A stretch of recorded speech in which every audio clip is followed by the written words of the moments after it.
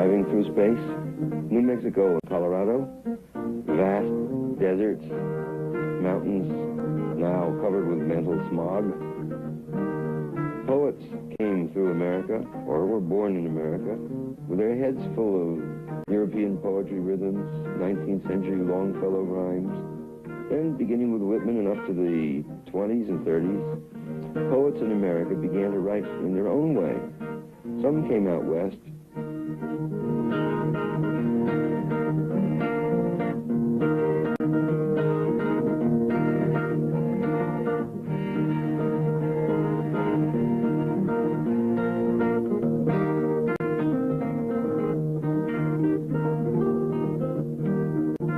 My generation explored America in their own minds further. Sex liberation, drug experiment, Buddhist meditation, jazz practice, looking for some kind of opening of mind, moving around the world, hitching through America, discovering our own land, our own bodies. Some of these poets banded together, forming the Jack Kerouac School of Disembodied Poetics at Naropa Institute, Boulder, Colorado.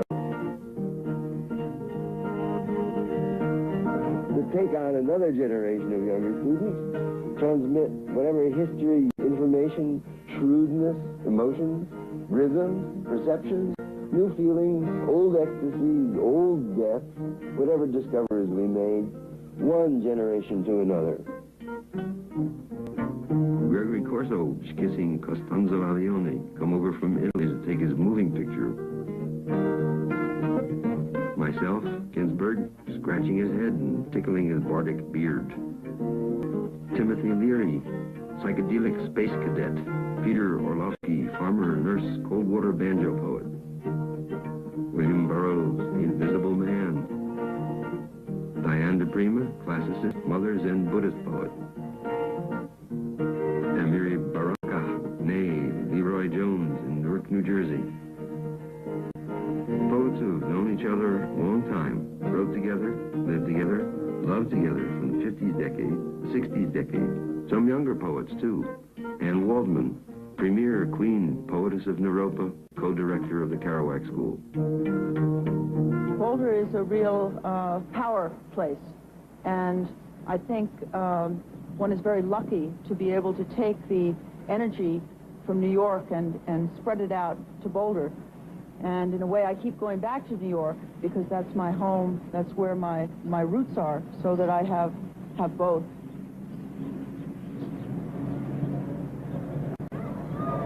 Actually, I view this whole poetry scene, which is quite expansive. I mean, there's over 100 people involved in this complex, and I almost see it as a kind of tribe. In 1974, Allen Ginsberg and Diane de Prima and I were invited by Chogyam Trungpa to come to Naropa Institute, and this was the first summer of the Institute. We were invited to give a poetry reading and to teach some classes. And in that way, the Jack Kerouac School of Disembodied Poetics was born.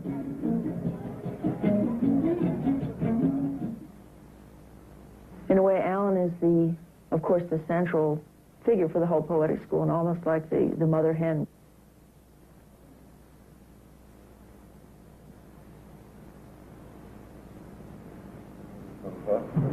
I met Rinpoche Chogyam Trungpa on a street corner in New York with my father by accident, way back in 1970. And then I came here to Boulder, and he invited me to teach poetry and meditation. And he said that for his Buddhist meditators to be able to speak about liberation of mind to America, they would have to be poets. Expression of one's phenomenal world in the written form. It could be either prose or poetry form. It's not so much from a Buddhist point of view, it's that you write good poetry particularly, but how your thought patterns become elegant. That you see a phenomenal world as a process, stages, as a review. In the Buddhist situation, that everything's a learning situation, so that the teacher can share their sense of a journey with the student, and the student can share their sense of a journey with the teacher, rather than the professors or teachers have stopped and they have received their PhD degree, and after that they don't have further learning to do. So the idea is mutual exploration. And obviously the purpose of the whole thing is to develop some sense of sanity.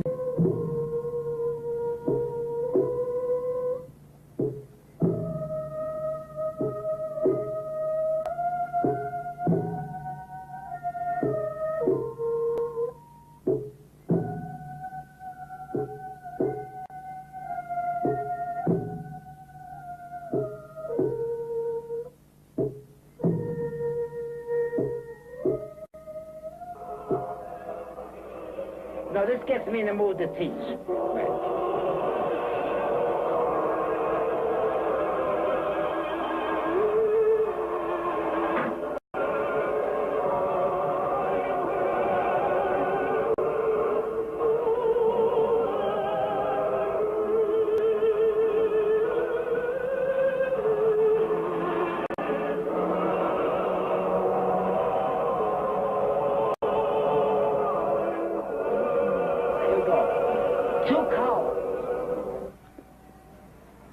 Which it was not difficult, far less impossible, to take for boobs or bail boobs.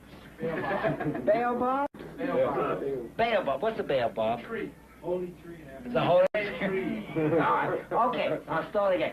Two columns, which it was not difficult, far less impossible, to take for Holy tree. baobabs. Sorry, baobabs.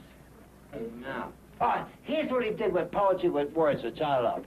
There are some who suspect that I love mankind as much as if I were its own mother and had borne its 9 months in my perfumed womb. That is why I never go back to the valley where the 2 units of the multiplicand stand. What's the multiplicand? Multiplicand. Multiplicand. How do you say multiples? All right, multiplicand. Multiple can. I love it. I'm in love with that. All right, I'll get it. M-U-L-T-I-C. Right, multiplicand. Multiplicand. Multiplicand. I got a question. Where's the page? Yeah, multiplicand. And multiplicand. All right, what's the multiplicand? Multiplicand. Yeah, what is it? What you multiply Right. Many people. That's what you multiply by. All right. 2 times 2 is 4. Isn't that nice? 2 is the multiplicand. Yeah, and then 2 units of the multiplicand stand. The multiplicand stands. Multiplicand stands. Multiplicand stand.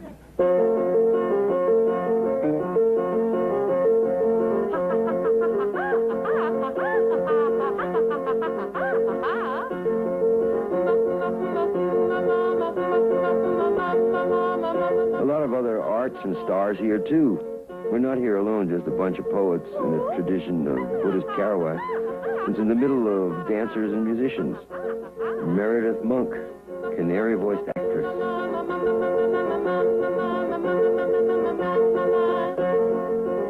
I still have my hands.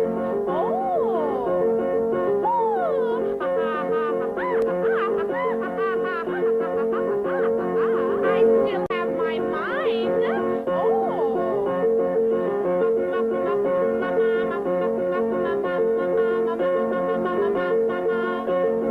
I still have my telephone.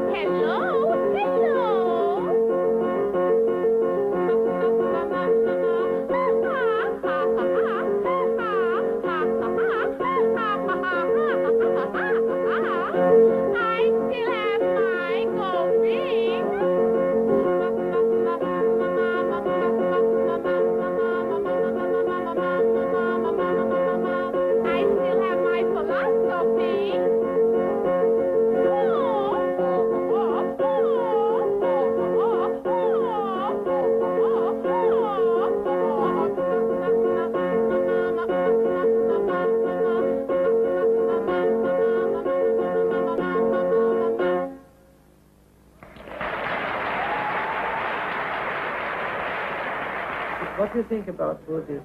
What do you think of that? Do you think that it will be regressive or progressive for American youth? Well, Buddhism is like the CIA. There's like the CIA? Forward-looking Buddhism and there's backward-looking Buddhism. Forward-looking Buddhism is scientific, and backward-looking Buddhism is quoting the texts that are 500 years old.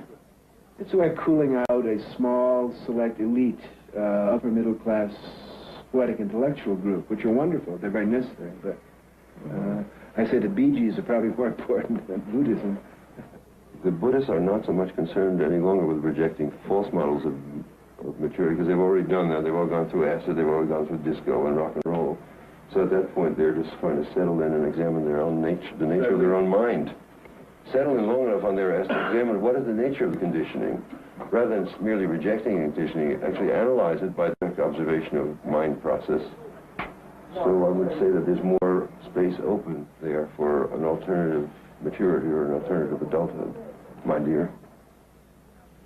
Well, I wouldn't say that my methods were all that dissimilar to the methods used by Buddhists, except that I don't really sit down and meditate, but it is a conscious suspension of, should we say, ego activities. That is always, fussing and worrying, and just letting that sort of flow through one's mind and disappear finally. I'm closer to that than anything, because I often find that it's very relaxing to my mind just to get up and wash the dishes. That is, when you pick something up, you are calculating its weight and not using any more effort than you need to pick it up. And it's particularly applicable, say, to washing dishes and things like that. Just doing everything easily with no wasted motions and no tension. Now, this is a very difficult exercise. You said that your poetry is very much based on vision. Is there any relationship between the Buddhist vision and your poetical vision? Oh, yeah, it's a great dichotomy. Believe me, it's so separate. You can't get the proximity. You can't touch it. You know, what I see, the Buddhists don't see. You know that. Come on. You think the Buddhists see what I see? Maybe they do see what I see. Who the fuck knows? They may just well see what I see. Well, I guess it's like the argument that Alan and I always have. To me, Buddhism is another form of metaphysics. And which is illusory, I'm a materialist, my view is that the fundamental thing that exists is matter in motion, and that ideas and the so-called spiritual life are a reflection of matter in motion.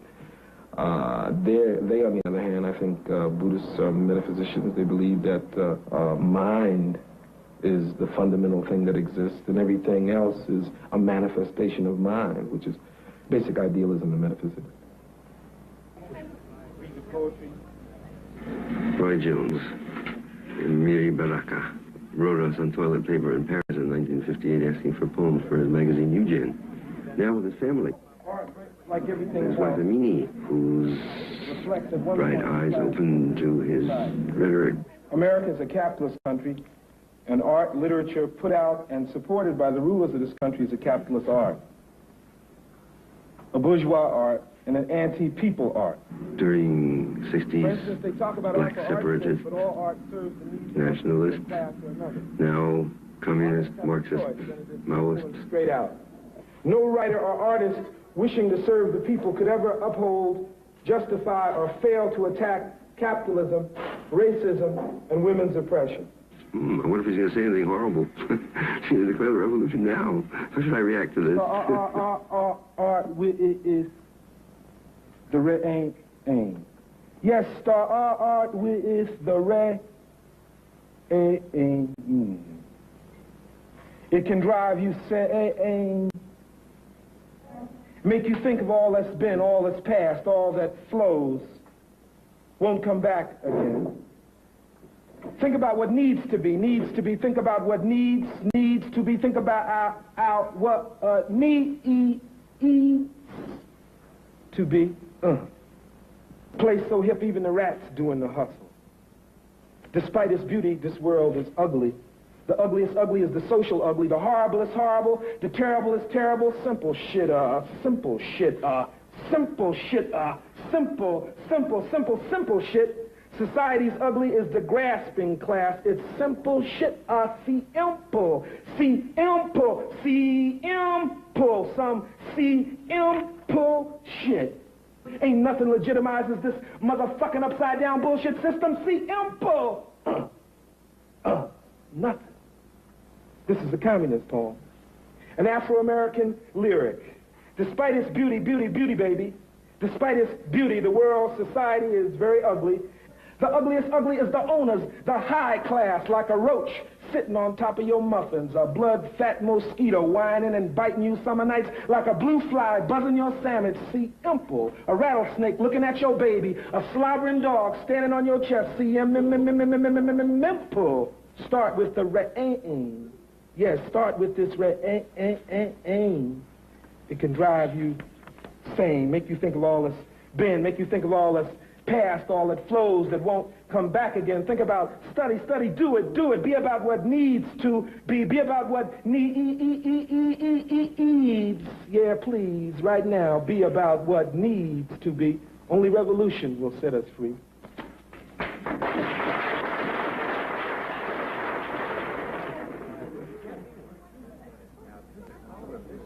My father died while I was out here, so I flew back and on the way wrote a blues, Father Death Blues.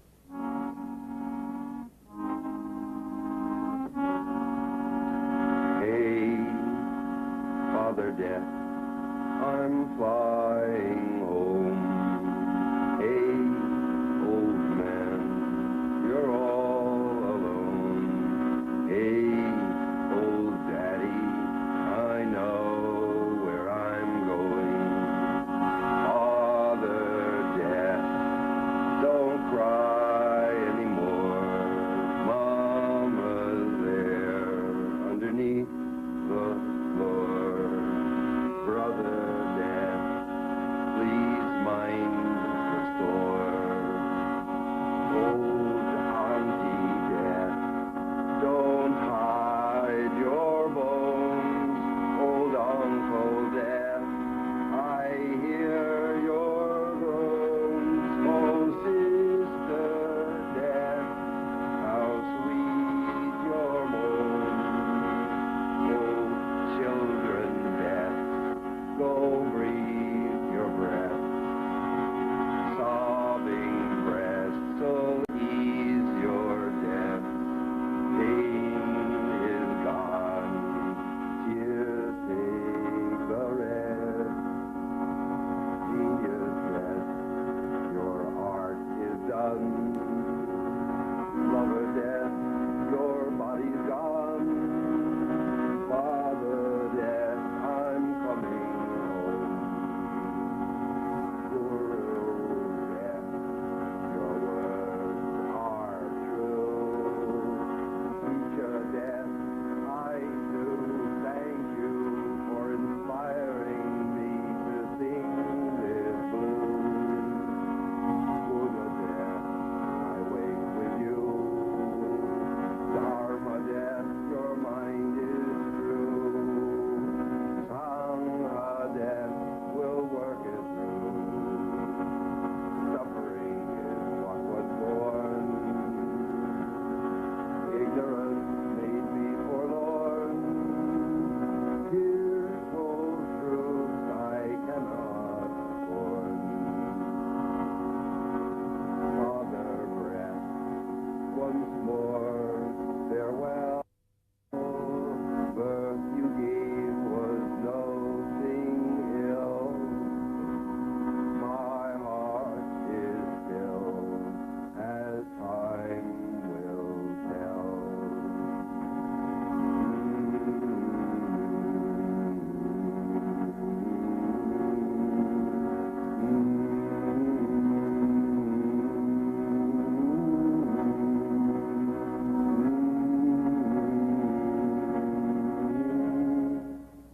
I feel that Marxism is a complete anachronism, and I don't know how it has survived into the 20th century. It was a 19th century concept based on a lot of completely mistaken ideas about political and economic process.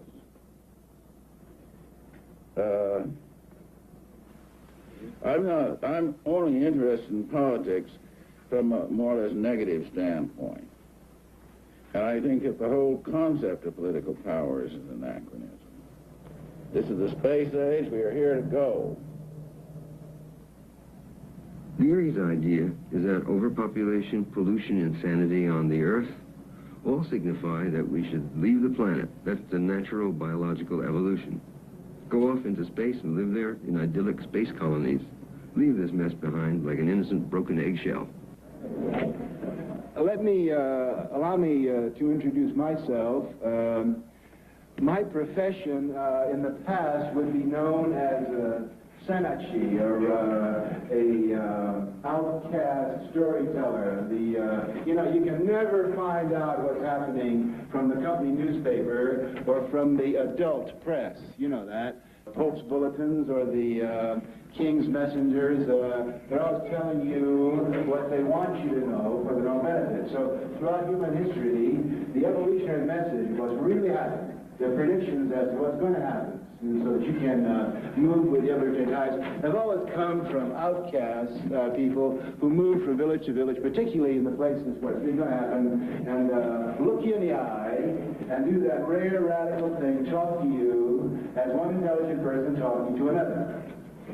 Now, so I would have been called a Sanchi in the past. In the future, I will be called, I'm sure many of you in this audience will be called evolutionary agents.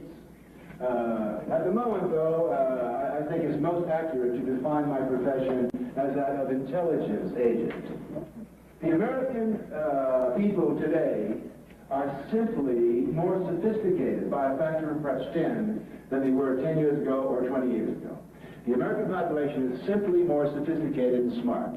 Let me demonstrate this to you. See, what they realized is that there's nobody up there or out there that's going to solve your problems and my problems. Item number one, in 1976 during the presidential election, more people did not vote than voted for Jimmy, who was it, and Jerry, what's his name?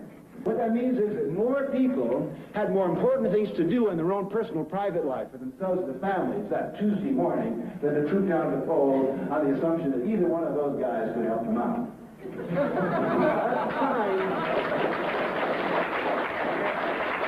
That's a sign of a very sophisticated neurogenetic, and as an evolutionary agent sent down to this planet, when we begin to pick up items like that, we realize that something important is happening in the nervous systems of the population of the zones that we're talking about. The real news from Washington is this, that nothing is happening in Washington, D.C. Every headline, every day should have a headline. Oh, ho, hum, nothing once again. Oh, say, yeah. Oh, say, yeah. Oh, say, yeah.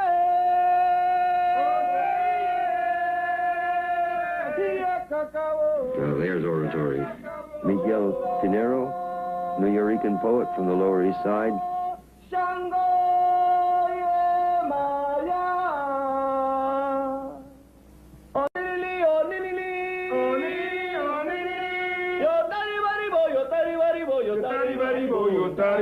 The mixture of American New York, junkie, been in jail, energy, street voice, loud street voice that can be heard with the rhythms that are so definite and Puerto Rican.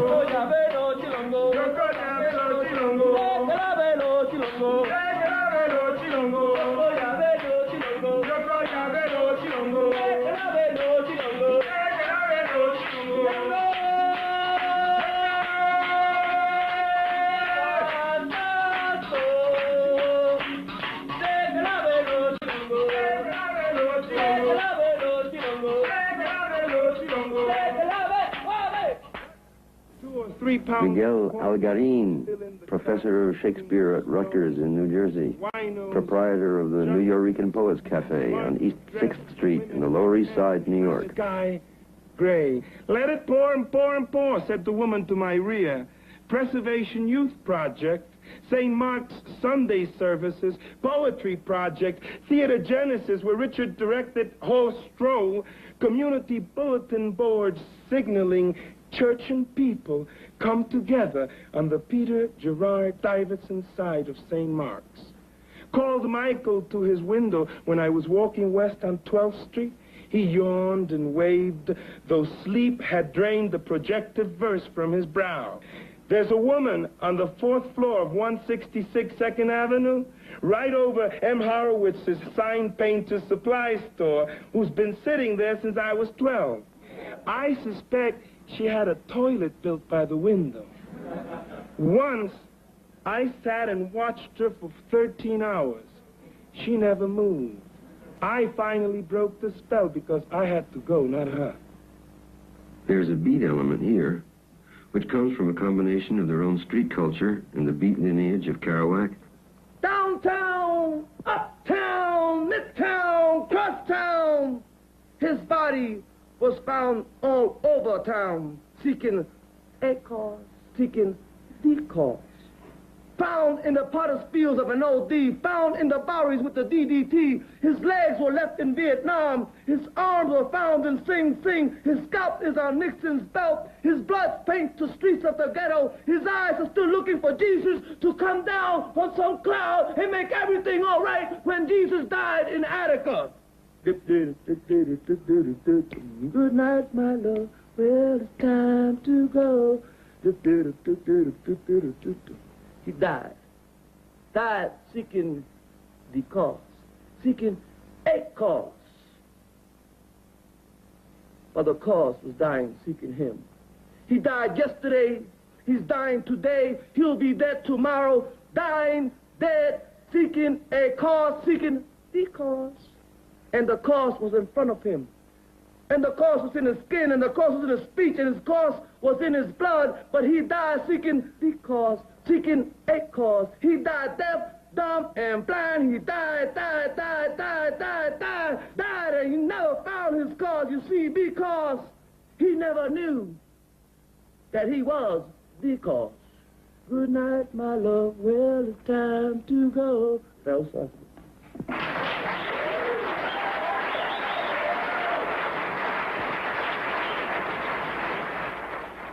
Do you think that poets can be effective politically? Are they a real world power?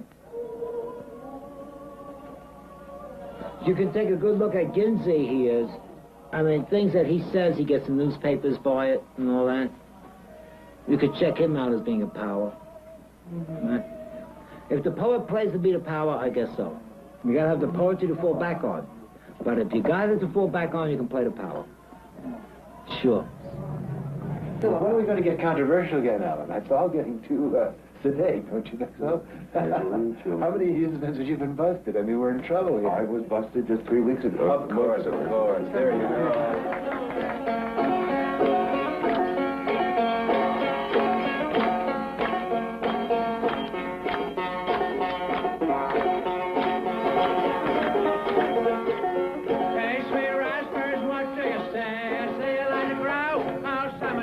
The Naropa poets come south, 12 miles from Boulder, to the railroad tracks on the Cactus Mesa near Rocky Flat plutonium plant to pronounce old and new prophetic lyric poems in the open air under endless blue sky.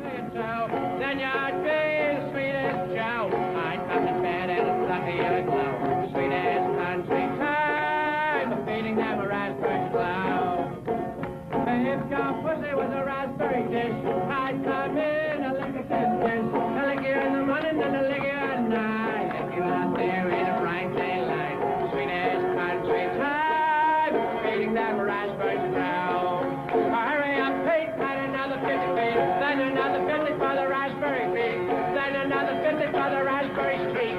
Then another 50 for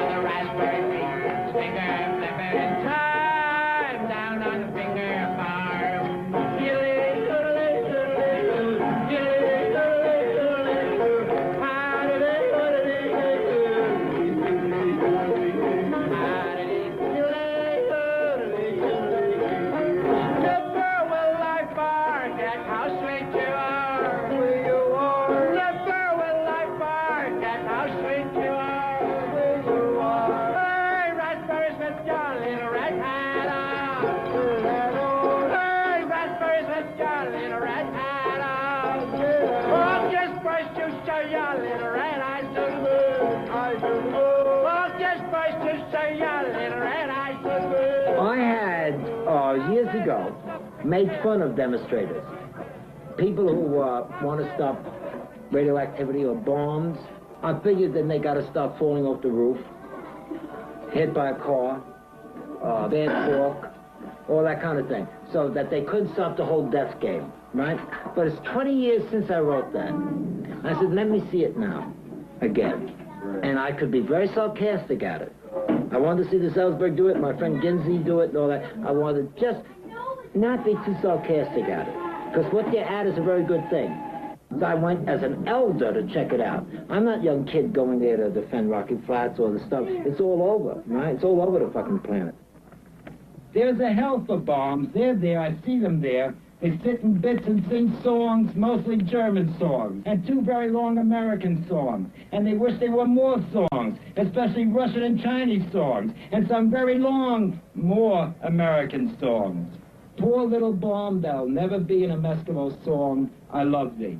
I want to put a lollipop in thy freckled mouth, a wicked Goldilocks on thy baldy bean, and have you skip with me Hansel and Gretel across the Hollywoodian screen. Oh, bomb in which all lovely things moral and physical actually participate. Oh, fairy flake, shut up. You, Glenn. All right. Oh, fairy, oh wait, I'll say flairy for fairy, man, you're fucking me up. All right. Oh, fairy flake plucked from the grand, this universal tree. Oh, piece of heaven which gives both a mountain and an anthill a sun. I am standing before your fantastic lily door. I bring you Midgardian roses, Arcadian musk, reputed cosmetics from the girls of heaven. Welcome me. Fear not thy open door, nor thy cold, ghost-gray memory, nor the pimps of indefinite weather, their cruel terrestrial Thor. Oppenheimer is seated in the dark pocket of light. Fermi is dry in death's Mozambique. Einstein his mouth a barnacle wreath on the moon's head.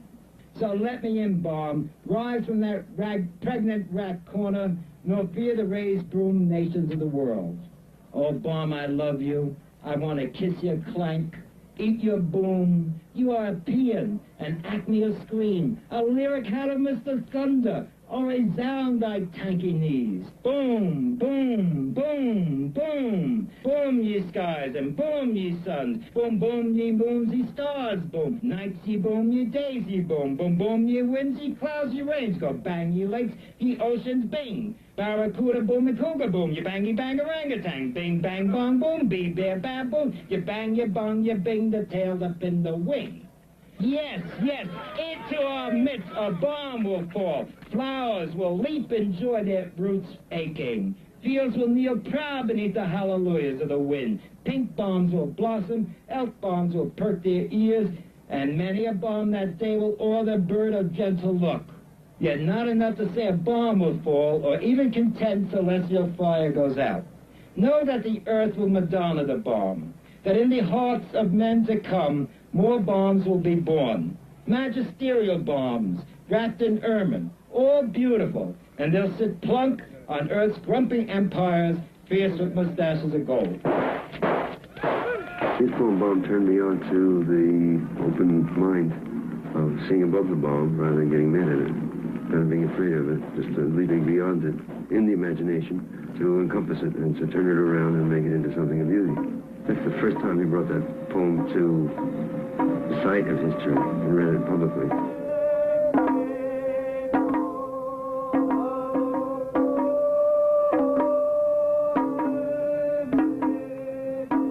Oh, heavy, heavy element, awaken. I vocalize your consciousness to the six worlds. I chant your absolute vanity. Yea, monster of anger, burst in fear. I wrote Plutonium Ode the day, I stayed up all night and wrote it the day before I was arrested, first time, imagining it. I must have imagined the situation. I just wanted to get out in the open air, under the sky, and pronounce an apocalyptic poem, and let loose. Judgment of judgments and presidents, vengeful nations and capital politics, civilizations stupidly industrious, multitudes learned or illiterate, manufactured specter of human reason. Oh, solidified imago of practitioners in the black arts, I dare your reality. I challenge your very being. I publish your cause and effect. I turn the wheel of mind on your 300 tons. Your awful appellation enters mankind's ear. I embody your ultimate powers. My oratory advances on your vaunted mystery. I sing your form at last behind your concrete and iron walls, inside your fortress of rubber and translucent silicon shields, through filtered cabinets and baths of lathe oil. My voice resounds in robot glove boxes and ingot cans in electric vaults inert of atmosphere.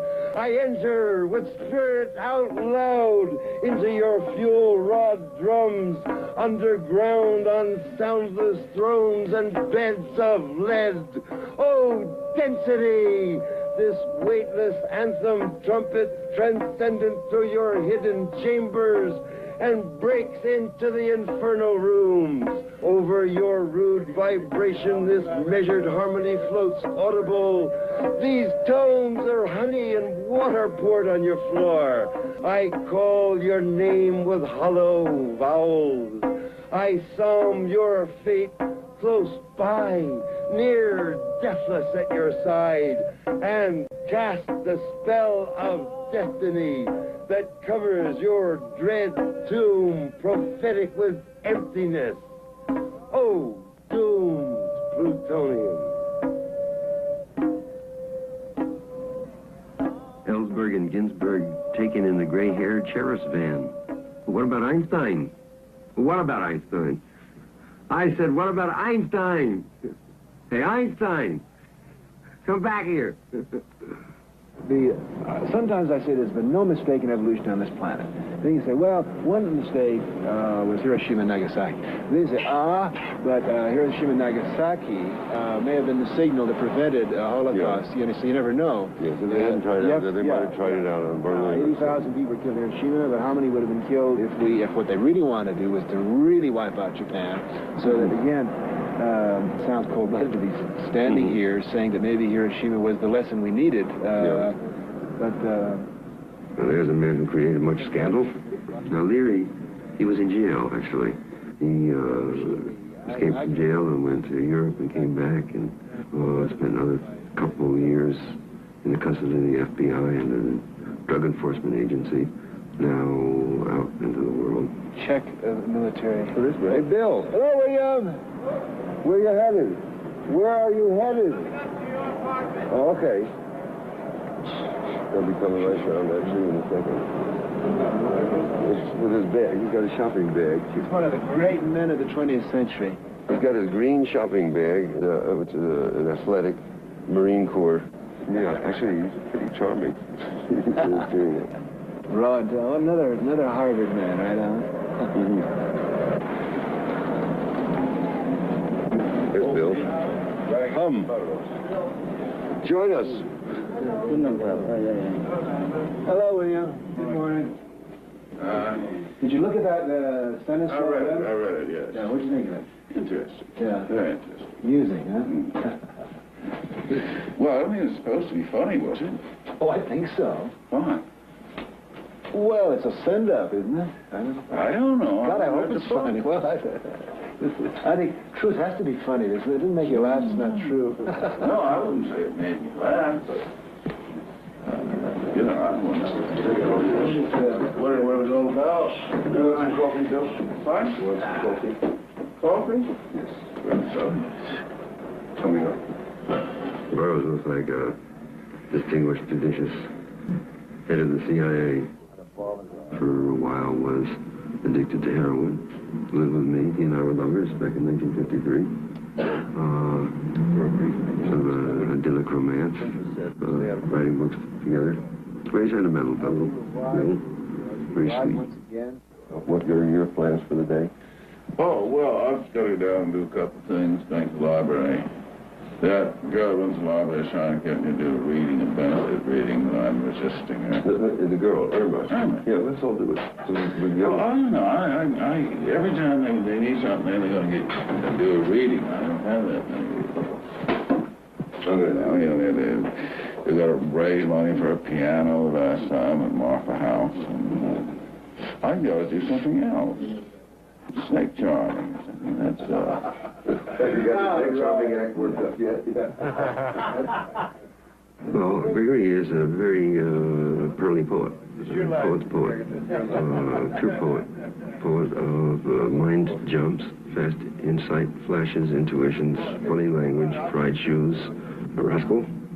Met Gregory in 1950 in Dyke Bar in Greenwich Village, but I always remember his opening lines of his poem, The Stone World, which began, "The stone world came to me and said, flesh gives you 1 hour's life." Yeah, he's finally gets that together. And Peter's got this giant new book coming out.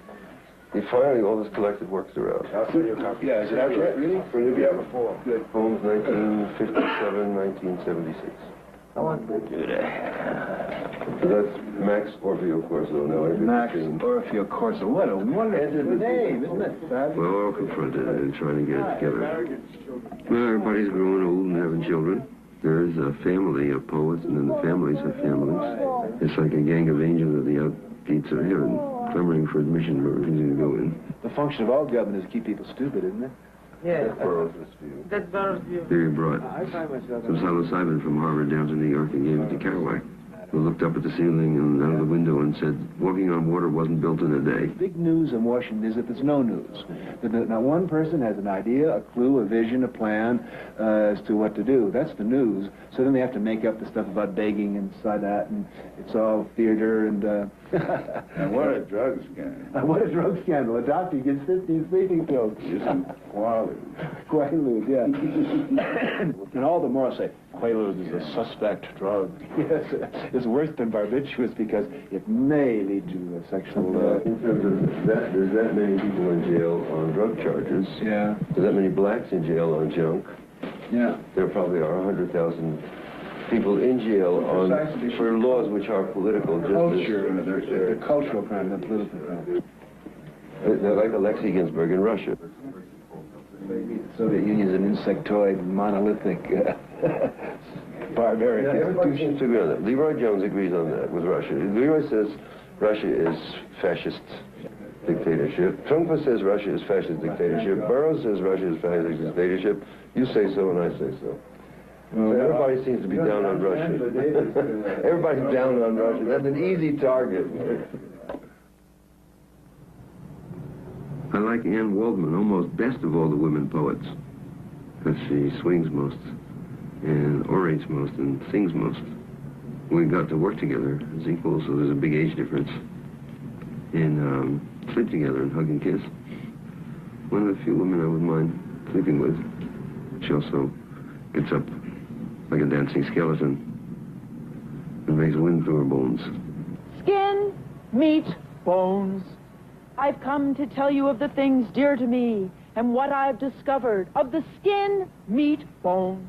Your body waking up so sweet to me, skin. Dawn light, it's green skin. I'm in hungry repose, meat. It's getting close to motion, oh skeleton, bone. You might stretch it now, skin. So warm flesh and lasting a while, bone. Clock like a bone creaking, memory like a bone creaking. Now, Anne Woman's got a way to go, but not too far. She doesn't have too far to go. Does she think, hey, folks, what do you think? Do you think I'm picking on this one? See, she's a good poet. I know. Yeah, she has good feeling, but she just doesn't know how to use the words. She doesn't know how to use the words. She always says, I do this, and continues doing it. You haven't been to a There's no break in her poetry. Kappa Blue Mountain was great. I mean, it's not profound, her poetry. You haven't been to a reading of mine or read anything. Yeah, I've been there. It's not profound enough. But it's beautiful, yeah, great, big deal, beautiful. The myth's beautiful. Small town, Boulder, downtown, spring. Time to show off your meat. Go home when it's dark and sit down with the bones. I live in a bare bones room. He's working my fingers to the bone. My friend Stephen is living close to the bone. I'm boning up on my Dante, William Carlos Williams, Campion, and Gertrude Stein. And why is he such a bonehead? Won't listen to a thing I say. And why are they so bone idle? Won't do a thing I say. I'm gonna point my Aborigine bone at you and get you wiser. I've got a bone to pick with a senator. I've got a bone to pick with a Pentagon. Bone of contention has to do with whether or not we get a lease. Our old 68 Ford's an old bone shaker. Ivory, dentine, whalebone, dominoes, dice, castanets, corset are some of the things made of bone. But after I die, make of my bones flutes, and of my skin drums. I implore you in the name of all female deities, wrathful and compassionate, and protect deer also. And this is always in my every notebook. I have a picture of my teacher. Your teacher. Yeah, he's Shunryu Suzuki. He's dead now, but this is a master teacher of mine. Diane Prima is an old friend from the late 50s at the Poets Theater in Greenwich Village. She said a bunch of funny poems, and when we went back to the East Coast, Jack Kerouac and I and Peter all got in bed with her and a couple of dancer friends she had, and we had a big all-night orgy. Many little tiny poems. So she's sort of queen of Bohemia, living out on the West Coast now. This is a dedication to my book, Revolutionary Letters, and it was written to my grandfather, who was an anarchist from Italy, from near Formia. And it's called April Fool Birthday Poem for Grandpa. Today is your birthday, and I have tried writing these things before. But now, in the gathering madness, I want to thank you for telling me what to expect, for pulling no punches back there in that scrubbed Bronx parlor. Thank you for honestly weeping in time to innumerable heartbreaking Italian operas, for pulling my hair when I pulled the leaves off the trees, so I'd know how it feels. We are involved in it now, revolution, up to our knees, and the tide is rising. I embrace strangers on the street, filled with their love and mine. The love you told us had to come or we die, told them all in that Bronx arc, me listening in spring Bronx dusk, breathing stars, so glorious to me, your white hair, your height, your fierce blue eyes, rare among Italians. I stood a ways off, looking up at you, my grandpa, people listened to. Oh, good fuck with Denise. Good fuck with Denise. She laying face down from her rear, I pounding in, squashing against her ass. Good full long cum with cock joint twisting in. Good throbbing, the feeling inside cock joint. Good feeling there. Sleeping outside on wooden platform. Bats squeaking, flying around in dark. Working day tomorrow. Carpentry, naked. Good color on my ass and balls and hip and groin sections. Very lucky this summer. My first time in 41 years I get to work naked. How lucky can I be? There aren't many people in the world this summer who can boast working tan-assed man on the job, nailing roof on, putting up board and batten, painting rafter beams waterproof, nailing tongue and groove floor beams tight. A wooden gem retreat meditation little house we built in the Sierra Nevadas, and quite a few times the sun gave me a warm kiss on the center of my asshole while bending down doing some funny work.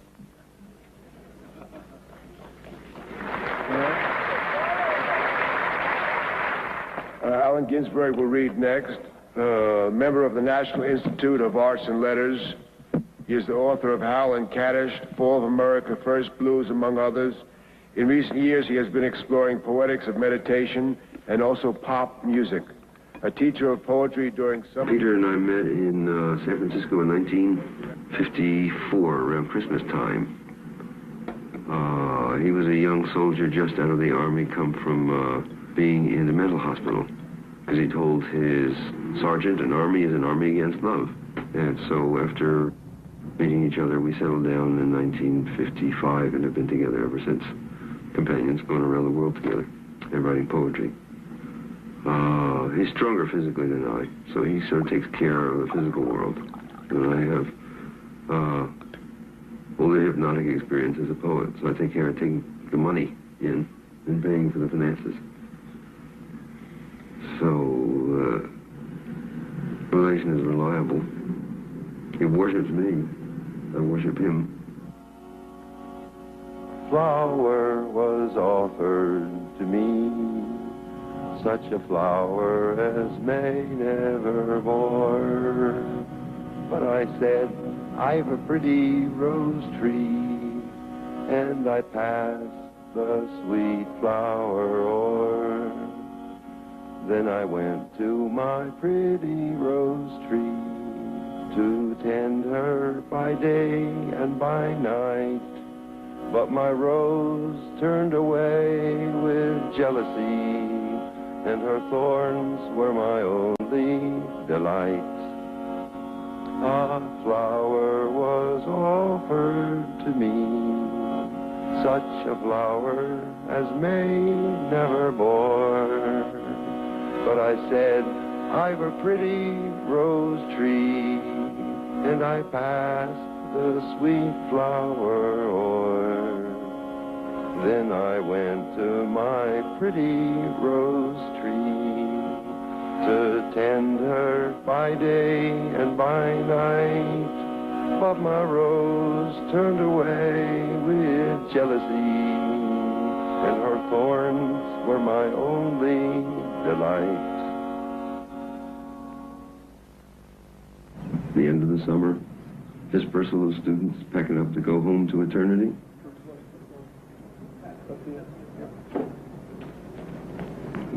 Kissed once again, jumped into each other's skin, banged skulls together. This was the meal equally set, from fried shoes to cooked diamonds. You get the blues, you eat jelly roll, you eat jelly roll. There is one way, there is one way. You take the high road in your big wheel. 8 steps you fly, steps you fly. Look at the view, at the view. Right to horizon, bright ambition. Talk to the sky, write speech, act like you talk. Right activity, work like the sun. Bright labor there, shine in your heaven. See what you done. Come down and walk, come down and walk. Sit, you sit down, sit, you sit down. Breathe when you breathe. Lie down, you lie down. You lie down. Walk where you walk, walk where you walk. Talk when you talk. Cry when you cry. Lie down, you lie down. Lie down, you lie down. Die when you die. Die when you die. Look when you look. Look when you look. Hear what you hear. Hear what you hear. Taste what you taste. Hear. Smell what you smell. Smell what you smell. Touch when you touch. Touch when you touch. Think what you think. Think what you think. Let go. Let it go. Slow. Earth, heaven, and hell. Earth, heaven, and hell. Die when you die. Die when you die. Die when you die. Die when you die. Lie down, you lie down. Lie down, you lie down. Die when you die.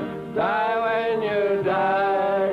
Die when you die. Die when you die. Die when you die. Die when you die. Lie down, you lie down. down, lie down, you lie down. Die when you die, die when you die, die when you die, die when you die, die when you die, die when you die. Lie down, you lie down, lie down, you lie down, die when you die.